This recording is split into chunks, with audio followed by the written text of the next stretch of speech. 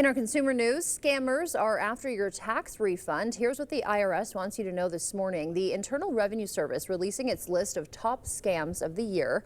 Tax scams, that is. Phishing is topping the list. That's where fraudsters pose as legitimate tax or financial organizations, sending unsolicited texts or emails trying to trick you into revealing personal information. Another growing concern is incorrect tax advice spreading on social media. The IRS warns this misleading information can lead to bogus tax avoidance schemes and sometimes even identity theft. Meanwhile, another shakeup at the IRS this tax season. Acting IRS Chief Doug O'Donnell will retire today after 38 years with the agency. He took over when Commissioner Werfel stepped down following President Trump's inauguration. Chief Operating Officer Melanie Krause will now lead the IRS. The leadership change comes as the agency is facing major layoffs amid tax season.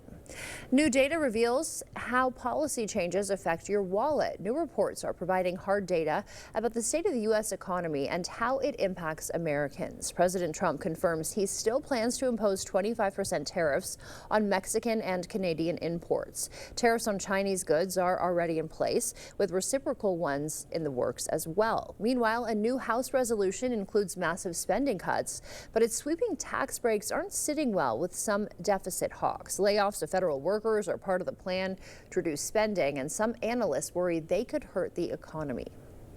New data, meanwhile, pointing to consumers feeling anxious and economic uncertainty. What does a less confident consumer mean for the overall economy? Karen Kafa takes a look.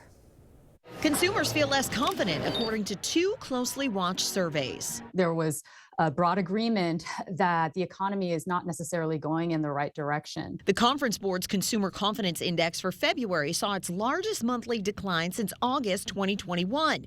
And the University of Michigan's Consumer Sentiment Index dropped to a 15-month low.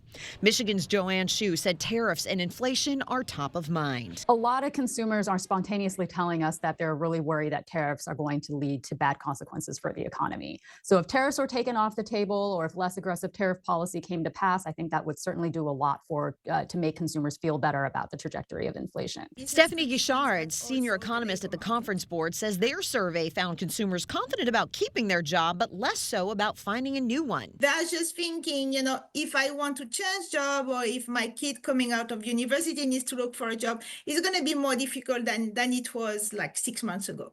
Economists see consumer actions as more crucial than their feelings. Consumer spending generates over 2/3 of national GDP. So really, they're the backbone of the economy. The nation's largest retailer, Walmart, is often seen as a consumer spending bellwether.